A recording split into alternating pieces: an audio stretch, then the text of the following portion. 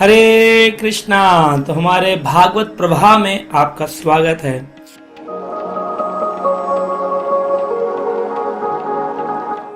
और आज हम चर्चा कर रहे हैं श्रीमद् भागवतम के अध्याय 14 में, जहां पर हम जानते हैं कि भगवान श्री कृष्ण का अंतर ध्यान हो जाना, यानी भगवान अपनी 125 वर्ष की नित्य लीलाओं को प्रकट कर पुनः नित्य लीला में प्रवेश कर गए। किस प्रकार से युधिष्ठिर महाराज ने अर्जुन जी से कहा कि जाओ और जाकर के द्वारकाधीश भगवान श्री कृष्ण का पता लगाओ। कई वर्ष बीत गए, भगवान श्री कृष्ण का कुछ पता नहीं चला। जब अर्जुन वहां पर पहुंचते हैं द्वारका में और उनको कई मास बीत जाते, कई महीने बीत जाते और वो लौट कर नहीं आते, तो युधिष्ठिर को कई प्रकार के अपशगुन दिखने लगते हैं। जैसा कि यहाँ पर इसी अध्याय के श्लोक संख्या 11 में बताया गया है, उरु अक्षे बहवो मय्याम स्फुरयन्ति अंग पुनः पुनः वे पथुश्च अपि हृदये आराधास्यन्ति विप्रियम। वो कहते हैं युधिष्ठिर अपने भाई भीम से, मेरे शरीर की बाएं भाग, मेरी जांघें, भुजाएं तथा आंखें बारंबार फड़क रही हैं। तो कई बार लोग बोलते हैं क्या ये जो अपशगुन विचार हैं ये करने चाहिए, नहीं करने चाहिए? अपशगुन विचार करने चाहिए। ये हमको पहले से ही आने वाले काल के बारे में बता देते हैं। बाईं आंख का फड़कना, भय से मेरा हृदय धड़क रहा है। जब घबराहट होती है तो पैल्पिटेशंस, दिल की धड़कनें तेज हो जाती हैं। वह सब अनिष्ट घटनाओं की सूचित करने वाला है। परंतु ये सब क्यों हो रहा था? क्योंकि कृष्ण अंतर ध्यान हो गए। यानी कि उन लोगों के लिए सब बहुत महत्वपूर्ण है जिनके जीवन में कृष्ण नहीं है, इसलिए वो सब इतना सारा विचार करते हैं। परंतु जिनके जीवन में कृष्ण हो, उनके जीवन में इस प्रकार के विचार की कोई चिंता करने की जरूरत नहीं है। उनको तो केवल भगवान के नाम का चिंतन करना चाहिए और सब कुछ गोविंद के हाथ में छोड़ देना चाहिए। तो ये लीला हमको सिखाती है कि किस प्रकार से भगवान से कृष्ण के अंतर ध्यान हो जाने पर, जब भगवान जो हैं एक वृक्ष के नीचे बैठे थे और एक बहेलिया ने एक तीर चलाया जिसका नाम जरा था, और वो तीर उसने सोचा कि हिरण है, हिरण की आंख है, परंतु भगवान के चरणों की मणि थी और उस पर उसने जब तीर चलाया तो भगवान ने उद्धव जी को और मैत्रेय मुनि को अपना अंतिम संदेश देकर अपने प्राण वहां पर दिखाया कि मैं अपने प्राण समाप्त कर जा रहा हूं। परंतु ये भगवान की दिव्य लीला है। भगवान गीता में कहते हैं, जन्म कर्म च में दिव्यम एवं यो विदित तत्वतः। जो मेरे जन्म और मेरे कर्म को समझ जाएगा कि ये दिव्य लीलाएं है, वो कंफ्यूज नहीं होगा। वरना लोग कंफ्यूज रहते हैं।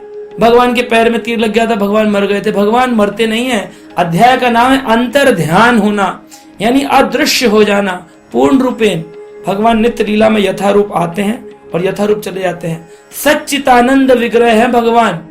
सच्चिदानंद विग्रह कैसे मर जाएंगे?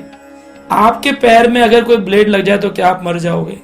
आपके पैर में कट लग जाएगा या फिर एम्पुटेशन करके आप पैर कटवा सकते हो, लेकिन क्या कोई व्यक्ति मर सकता है? भगवान कृष्ण तो जो कि इतने हजारों लाखों की सेना का युद्ध जितवा कर पांडवों को आए, वो क्या एक तीर के लग जाने से मर जाएंगे? तो भगवान मरते नहीं हैं।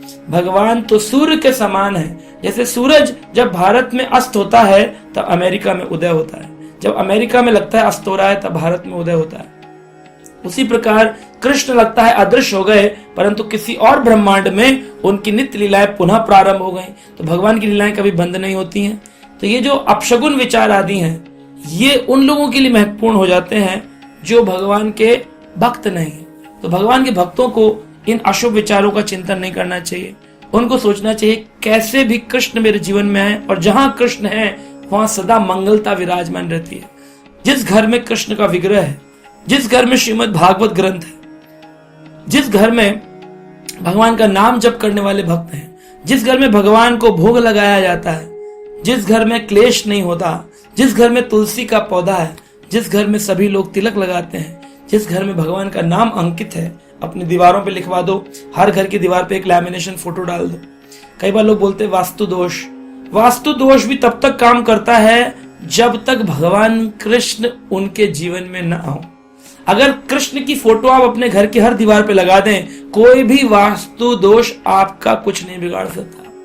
कोई भी ग्रह आदि विचार, एस्ट्रोलॉजिकली ग्रह लोग कहते हैं शनि, राहु, केतु, ये भी तब तक काम करते हैं जब तक कोई व्यक्ति कृष्ण शरणागत नहीं हो जाता।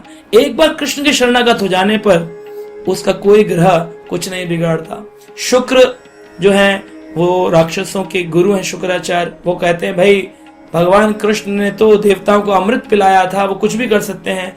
असली शुक्राचार्य की एक आंख फूट गई थी, बलि जो राजा थे उनके कारण वामन देव प्रकट हुए, तो एक आंख फूटी थी जब मैंने एक बार विष्णु शरण में जाने से बलि को रोका था। अगर मैं किसी के जीवन में आऊंगा तो मेरी दोनों आंखें फूट जाएंगी। शनिदेव तो यमुना जी के भाई हैं, सूर्य पुत्र शनिदेव, सूर्य पुत्र यमुना, सूर्य पुत्र यमराज। तो शनिदेव और यमराज देखते नहीं है, बोले अरे ये तो कालिंदी जो है यमुना, उनके पतिदेव हैं कृष्ण।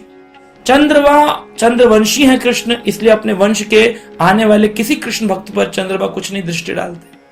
तो इस प्रकार हम देखते हैं जितने भी ग्रह आती हैं, गुरु, जुपिटर, ये तो वैसे ही ग्रह हैं, है ना, भगवान के गुरु हैं देवताओं के, ये तो भगवान के भक्त को और आगे वृद्धि कराते हैं। और देखें मंगल तो सत्यभामा पृथ्वी के पुत्र रूप में है, तो मंगल भी उस व्यक्ति का कुछ नहीं बिगाड़ते। बोले हम कुछ नहीं बिगाड़ सकते, क्योंकि भौमासुर रूप में जब पृथ्वी के पुत्र को मार दिया गया था, हाँ, भगवान के द्वारा, तो इस प्रकार से भगवान हमारा फिर वध कर सकते हैं, इसलिए मंगल भी कुछ नहीं करते।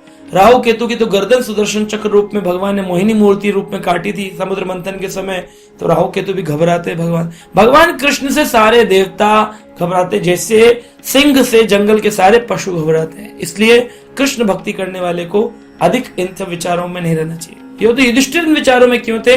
युधिष्ठिर इन विचारों में इसलिए थे क्योंकि कृष्ण वहां से चले गए थे और उनके दुख में, उनके वियोग में उनको ये विचार दिखाई दे रहे थे। तो आशा करते हैं आप इस अध्याय का मर्म समझे होंगे और अपने जीवन को आप कृष्ण भक्ति में लगाएंगे और सुचारू रूप से चलाएंगे। हरे कृष्ण।